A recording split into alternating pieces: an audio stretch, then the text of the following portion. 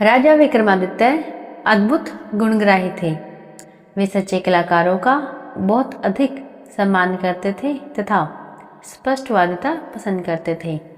उनके दरबार में योग्यता का सम्मान किया जाता था। चापलूसी जैसे दुर्गुण की उनके यहाँ कोई कदर नहीं थी। नमस्कार, भक्ति कथा और कहानी में आपका स्वागत है। यही सुनकर एक दिन एक युवक उनसे मिलने उनके द्वार तक आ पहुंचा। दरबार में महफिल सजी हुई थी और संगीत का दौर चल रहा था। वह युवक द्वार पर राजा की अनुमति का इंतजार करने लगा। वह युवक बहुत ही गुणी था, बहुत सारे शास्त्रों का ज्ञाता था, कई राज्यों में नौकरी कर चुका था। स्पष्ट वक्ता होने के कारण उसके आशीर्दाताओं को वह धृष्ट नजर आया। अतः हर जगह उसे नौकरी से निकाल दिया गया। इतनी ठोकरें खाने के बाद भी उसकी प्रकृति तथा व्यवहार में कोई परिवर्तन नहीं आ सका। वह द्वार पर खड़ा था, तभी उसके कान में वादन का स्वर पड़ा और वह बड़बड़ाया, महफिल में बैठे हुए लोग मूर्ख हैं, संगीत का आनंद उठा रहे हैं, मगर संगीत का जरा भी ज्ञान नहीं है। साजिंदा गलत राग बजाए जा रहा है, लेकिन कोई भी उसे मना नहीं कर रहा है। उसकी बड़बड़ाहट द्वारपाल को स्पष्ट सुनाई पड़ी। उसका चेहरा क्रोध से लाल हो गया। उसने उसको संभालकर टिप्पणी करने को कहा। उसने जब उस युवक को कहा कि महाराज विक्रमादित्य खुद महफिल में बैठे हैं और वे बहुत बड़े कला पारखी हैं, तो युवक ने उपहास किया। उसने द्वारपाल को कहा कि वे कला प्रेमी हो सकते हैं, मगर कला पारखी नहीं, क्योंकि साजिंदे का दोषपूर्ण वादन उनकी समझ में नहीं आ रहा है। उस युवक ने यह भी बता दिया कि वह साजिंदा किस तरफ बैठा हुआ है। अब द्वारपाल से नहीं रहा गया। उसने उस युवक से कहा कि उसे राजदंड मिलेगा अगर उसकी बात सच साबित नहीं हुई। उस युवक ने उसे सच्चाई का पता लगाने के लिए कहा तथा बड़े ही आत्मविश्वास से कहा कि वह हर दंड भुगतने को तैयार है अगर यह बात सच नहीं साबित हुई। द्वारपाल अंदर गया तथा राजा के कानों तक यह बात पहुंची। विक्रम ने तुरंत आदेश दिया कि वह युवक महफिल में पेश किया जाए। विक्रम के सामने भी उस युवक ने एक दिशा में इशारा करके कहा कि वहाँ एक वादक की उंगली दोषपूर्ण है। उस ओर बैठे सारे वादकों की उंगलियों का निरीक्षण किया जाने लगा। सचमुच एक वादक के अंगूठे का ऊपरी भाग कटा हुआ था और उसने उस अंगूठे पर पतली खाल चढ़ा रखी थी। राजा उस युवक के संगीत ज्ञान के कायल हो गए। तब उन्होंने उस युवक से उसका परिचय प्राप्त किया और अपने दरबार में उचित सम्मान देकर रख लिया। वह युवक सचमुच ही बहुत बड़ा ज्ञानी था।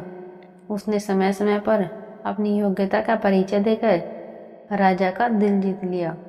एक दिन दरबार में अत्यंत रूपवती नर्तकी आई। उसके नृत्य का आयोजन हुआ और कुछ ही क्षणों में महफिल सज गई। वह युवक भी दरबारियों के बीच बैठा हुआ नृत्य और संगीत का आनंद उठाने लगा। वह नर्तकी बहुत ही सदा हुआ नृत्य प्रस्तुत कर रही थी और दर्शक मुग्ध होकर रसास्वादन कर रहे थे। तभी न जाने कहाँ से एक भंवरा आकर उसके वक्ष पर बैठ गया।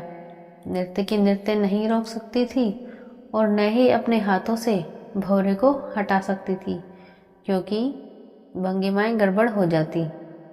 उसने बड़ी चतुरता से सांस अंदर की ओर खींची तथा पूरे वेग से भंवरे पर छोड़ दी। अनायास निकलने सांस के झोंके से भंवरा डरकर उड़ गया। क्षण भर की इस घटना को कोई भी न ताड़ सका, मगर उस युवक की आंखों ने सब कुछ देख लिया। वह वाह वाह करते उठा और अपने गले की मोतियों की माला उस नर्तकी के गले में डाल दी। सारे दरबारी स्तब्ध रह गए।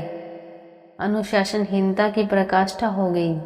राजा की उपस्थिति में दरबार में किसी और के द्वारा कोई पुरस्कार दिया जाना राजा का सबसे बड़ा अपमान माना जाता है। विक्रम को भी यह पसंद नहीं आया और उन्होंने उस युवक को इस धृष्टता के लिए कोई ठोस कारण देने को कहा। तब युवक ने राजा को भौरे वाली सारी घटना बता दी। उसने कहा कि बिना नृत्य की एक भी भंगिमा को नष्ट किए, लय ताल के साथ सामंजस्य रखते हुए इस नर्तकी ने जिस सफाई से भौरे को उड़ाया वह पुरस्कार योग्य चेष्टा थी। उसे छोड़कर किसी और का ध्यान गया ही नहीं तो पुरस्कार कैसे मिलता। विक्रम ने नर्तकी से पूछा तो उसने उस युवक की बातों का समर्थन किया। विक्रम का क्रोध गायब हो गया और उन्होंने नर्तकी तथा उस युवक दोनों की बहुत तारीफ की। अब उनकी नज़र में उस युवक का महत्व और बढ़ गया। जब भी कोई समाधान ढूंढना रहता उसकी बातों को ध्यान से सुना जाता तथा उसके परामर्श को गंभीरतापूर्वक लिया जाता।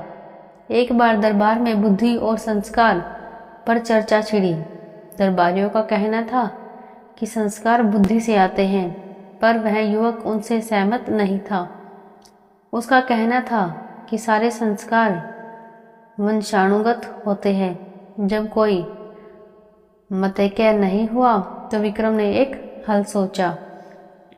उन्होंने नगर से दूर हटकर जंगल में एक महल बनवाया तथा महल में गूंगी और बहरी नौकरानियां नियुक्त की। एक एक करके 4 नवजात शिष्यों को उस महल में उन नौकरानियों की देखरेख में छोड़ दिया गया। उनमें से एक उनका, एक महामंत्री का, एक कोतवाल का तथा एक ब्राह्मण का पुत्र था। 12 वर्ष पश्चात जब वे चारों दरबार में पेश किए गए तो विक्रम ने बारी बारी से उनसे पूछा, कुशल तो है? चारों ने अलग अलग जवाब दिए। राजा के पुत्र ने सब कुशल है कहा, जबकि महामंत्री के पुत्र ने संसार को नश्वर बताते हुए कहा, आने वाले को कौन जानता है, तो कुशलता कैसी?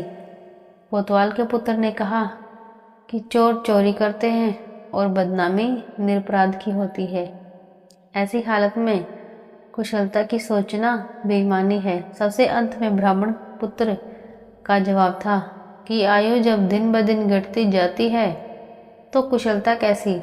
चारों के जवाबों को सुनकर उस युवक की बातों की सच्चाई सामने आ गई।